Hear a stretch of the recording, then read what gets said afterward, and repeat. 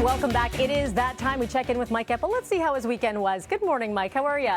Hello. Good morning. How are you? Doing well. We were just saying over commercial really nice break. Weekend. Yeah. If the weather's nice, everything just seems better, doesn't it? Yeah, indeed. Spent quite a bit of time outdoors. And then at the same time, I spent 4 hours watching Zack Snyder's Justice League reboot. Oh, so geez. there was that.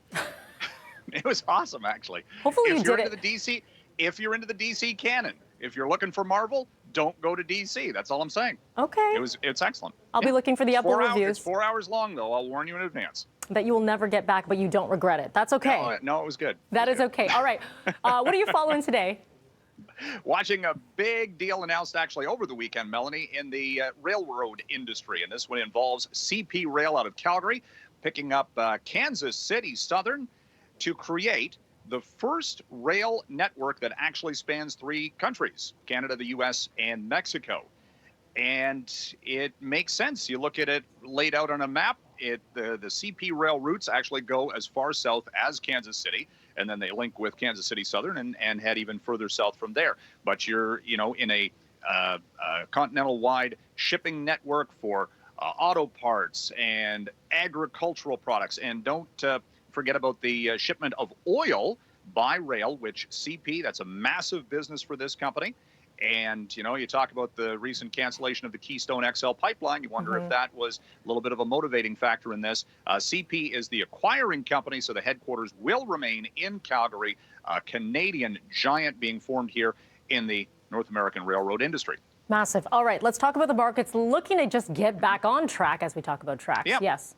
That was a horrible segue. That was me trying to be cool, but it just backfired on me. No, it worked. It worked. Okay. we saw last week, Wednesday, everything was at a record high and then kind of fizzled out by the end of the week. So a little bit more selling pressure is in the early forecast for this morning, the market forecast, as it were, because, again, stocks just do not go up in a straight line. Having said that, there is a forecast this morning for our favorite Tesla by one of the bullish analysts on Tesla, who says that stock over the next 4 years could hit $3,000, which would be a 50% rate of return per year from now and then, and a 50-50 chance that there'll be fully autonomous cars driving around over the next few years. So a pretty big bet there, and that could, in fact, excite the tech sector once again.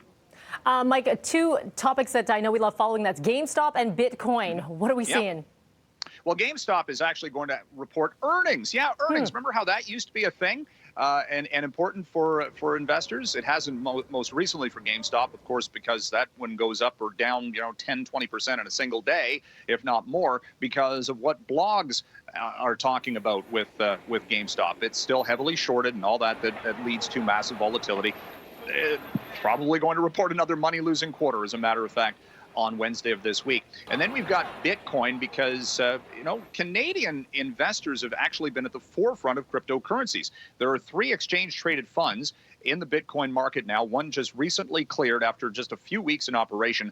$1 billion invested in a Canadian exchange-traded fund that is directly tied to Bitcoin. So it's kind of interesting how the U.S. regulators are still kind of looking at that, but here in Canada, we've been at the forefront of exchange-traded funds for years and continuing to dominate that sector, and now into the new space, so to speak, of cryptocurrencies. And Bitcoin this morning, just about $57,000 U.S. All right, so much to watch here. As always, Mike, appreciate your time. Thank you. Thank you. All right, we are watching as well the breaking news story out of Oshawa, massive fire. We are waiting on an update that is expected to start in a couple minutes' time, so we're going to bring that to you live right out of this break.